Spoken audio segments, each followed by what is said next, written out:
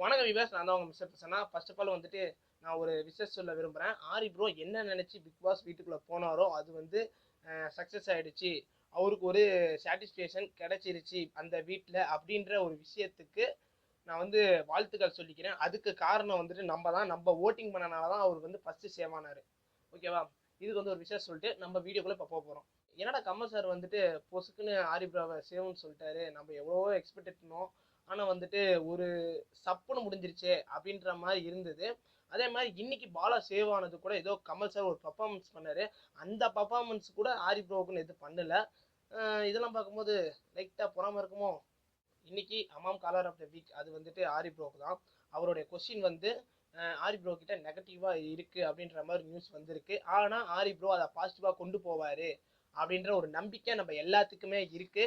ஏன் நான் அப்படி சொல்றேன்னா, அவரு வந்துட்டு ஆரி ப்ரோ நம்ம வந்து மக்கள் நம்பினாங்கன்னா ஃபர்ஸ்ட் நம்மளை வந்துட்டு நாமினேஷன்ல இருந்து சேவ் பண்ணுவாங்க அப்படின்ற ஒரு மைண்ட் செட்ல இருந்தாரு. ஃபர்ஸ்ட்னா சேவிங்ல ஃபர்ஸ்ட் இல்லை, அந்த ஒரு மைண்ட் செட்ல ஃபர்ஸ்ட் அதை தான் இருந்தாரு.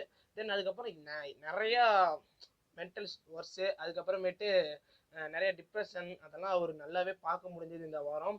அதனால கூட என்னவோ டாஸ்க்ல அவ்வளோ இன்வால்மெண்ட் காட்டாம இருந்திருக்கலாம். இனிமே வந்துட்டு அவரு மக்கள்கிட்ட பொறுப்பை ஒப்படைச்சிட்டாரு. நம்ம அந்த கடமையை சிறப்பாக செஞ்சிருக்கோம். சிறப்பாக செஞ்சதன் மூலமாக அவர் ஃபர்ஸ்ட் சேவ் ஆனாரு. ஏன் இதை நான் சொல்றேன்னா, ஆரி ப்ரோ வந்துட்டு ரொம்ப ரொம்ப ரொம்ப ரொம்ப கார்னர் பண்றாங்க. எதனாலனா அவராவே வெளியே வரணும், பிக் பாஸை விட்டு அவரே வெளியே வரணும்ன்ற ஒரு சுச்சுவேஷனுக்கு தள்ளப்படுறாங்க.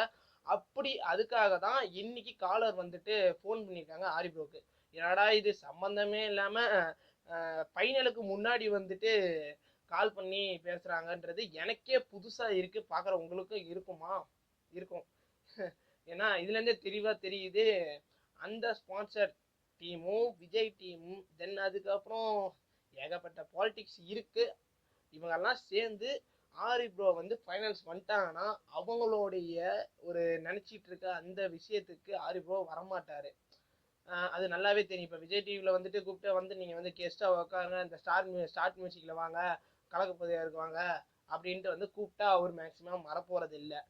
தென் அதுக்கப்புறமேட்டு கமல் சாரை எடுத்துக்கலாமே. கமல் சார் வந்துட்டு ஒருவேளை அவரை வந்து ஜெயிக்க வச்சாருன்னா ஒரு மக்களுக்கும் அவருக்கும் ஒரு கனெக்ட் ஏற்படும். அதே ஜெயிக்க வைக்காம வெளியே கொண்டு வந்துட்டாங்கன்னா, நான் முன்ன சொன்ன பாயிண்ட் தான், விஜய் டிவி வந்து எல்லா இழுக்கும் அவங்க போயிடுவாங்க டைட்டில் வின்னரு. ஆனால் ஜெயிக்க வைக்காம வெளியே கொண்டு வந்துட்டா ஆட்டோமேட்டிக்காக அவர் வந்துட்டு கமல் வந்து அவர் பக்கம் இழுக்க வாய்ப்பு அதிகம். தென் அதுக்கப்புறம் அவருக்கே லைட்டாக பொறாம இருக்கலாமோன்னு எனக்கு தோணுது. ஏன் நான் சொல்கிறேன்னா, எல்லா இடத்துலையுமே ஒரு பிரச்சாரம் பண்ண போகிறாங்க. அதாவது சமூகத்துக்கான ஒரு சொல்யூஷனை தான் அவர் தேடி போயிட்டு இருக்காரு. அதுக்கான ஒரு பிரச்சாரம் பண்ணிட்டு இருக்கும்போது நம்ம ஆரி வெரியன்ஸ் வந்துட்டு என்ன பண்றாங்க, ஆரின்னு கத்தும் போது மனுஷனா இருந்தா எனக்கும் இந்த கோவம் வரத்தான் செய்யும். பட் ஆனா அந்த இடத்துல அவர் காட்டிக்கல.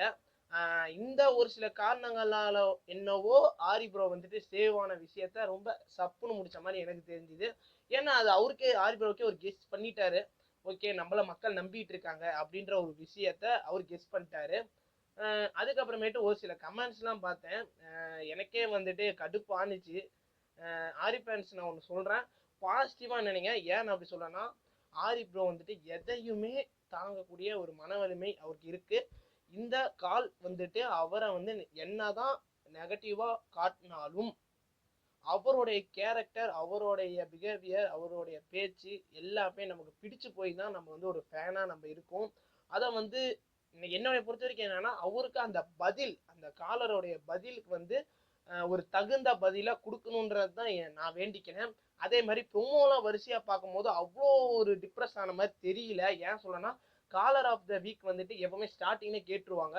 அப்படி கேட்கும் பொழுது அவருடைய ரீப்ளே பாசிட்டிவா இருக்கும்னு நான் நம்புறேன்.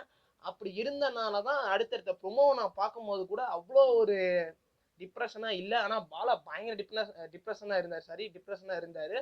அப்படி அவர் இருந்தனால தான் தன்னோட எமோஷனலை கட்டுப்படுத்த முடியாம அந்த இடத்த அழுதாரு. எல்லாரும் சொல்லுவாங்க, என்னடா பாலாவுக்கு வந்துட்டு திடீர்னு ஆரி ஃபேன்ஸ் ஜால்ரா போடுறாங்க அப்படின்ற கிடையாது. சோமுவை கம்பேர் பண்ணும் போது பாலா எவ்வளவோ தேவலாம். சோமு வந்துட்டு நான் ஃப்ரெண்டுன்னு சொல்லி முதுகுல குத்த பார்க்குறாரு. அது வந்து நல்லாவே தெரியுது. ஆனால் பாலா வந்து ஃபேஸ் டு ஃபேஸ் தன்னுடைய ஒரிஜினாலிட்டியை காமிச்சிருக்காரு, இண்டிவிஜுவாலிட்டியும் காமிச்சிருக்காரு.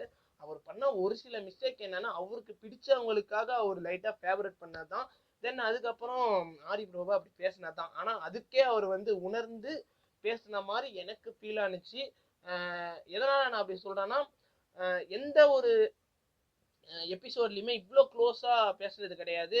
அதே மாதிரி ஆரி ப்ரோ கூட அழுததே கிடையாது. தன்னால ஒருத்தனுடைய கேம் ஸ்பாயில் ஆயிடுச்சேன்ற ஒரு ஃபீலிங்ல அவர் வந்துட்டு அழுதாரு. அது கண்டிப்பா பாலா பிடிச்சிருக்கும். அது பிடிச்சனாலதான் அவங்க 2 பேருக்குள்ள ஒரு கனெக்ஷன் வந்திருக்கு.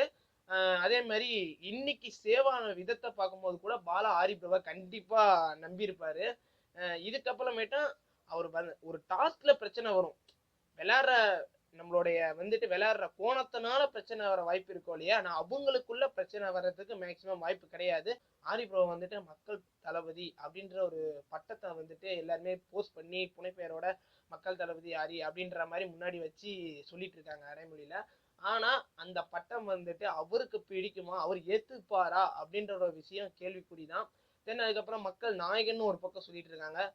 இது எல்லாத்தையும் விட அவர் வந்து இதுக்கப்புறமேட்டு என்ன பண்ணுவாரு அப்படின்ற ஒரு கேள்வி இருக்கு.